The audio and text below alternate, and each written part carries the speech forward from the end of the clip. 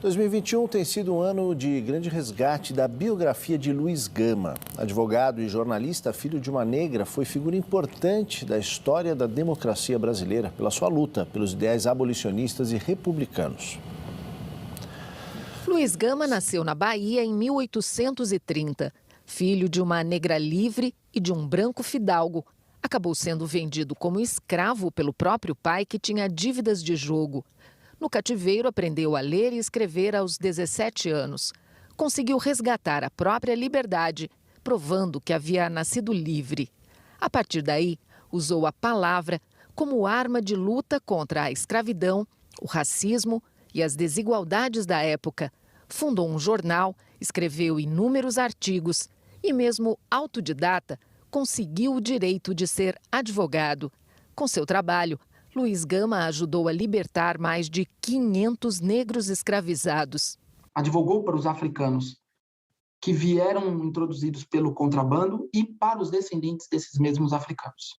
Em São Paulo, onde viveu 42 dos seus 52 anos de vida, Luiz Gama tem até hoje um busto em sua homenagem no Largo do Aroche. Aqui no centro da capital, ele também foi professor.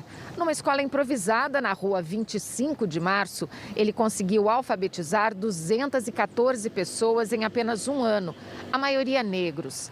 Gama acreditava que pela educação é possível igualar o filho do mendigo e o filho do milionário.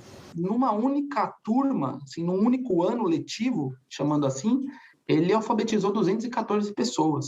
Isso é uma multidão, se pensarmos que São Paulo da época não tinha 30 mil habitantes. Luiz Gama foi uma celebridade do seu tempo. No enterro dele, para vocês terem ideia, foram 10% da população da cidade. Todo mundo reivindicando o direito de carregar por alguns minutos aquele caixão. Se reuniram 3 mil pessoas e levaram o caixão de Luiz Gama do Brás ao cemitério da Consolação, de mão em mão, para honrar as lutas dele pela República e pela abolição. Mas depois da morte, Luiz Gama foi propositalmente esquecido nos relatos históricos do século XIX. Esses historiógrafos, esses historiadores do direito, do final do século XIX, início do século XX, eles optaram deliberadamente em excluir o Gama ou colocá-lo num papel menor, medíocre, estereotipado. Esse tipo de narrativa ela tem um fundo também ideológico de não incentivar a população que está na base aí da pirâmide social a lutar pelos seus direitos. Agora, no século XXI, homenagens e livros resgatam sua história e sua importância.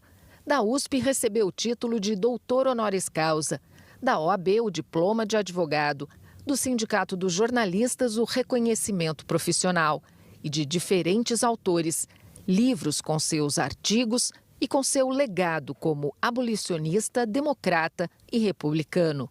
Ele foi um homem das ideias, ele foi um homem da escrita, coisa que era também incomum para um homem negro no século XIX, quando se acreditava que os negros eram incapazes, não tinham capacidade intelectual, era uma incapacidade congênita para essa produção, digamos, intelectual. O Gama de 1868 tem boas pistas para pensarmos o Brasil de 2021 e o Brasil de 2022.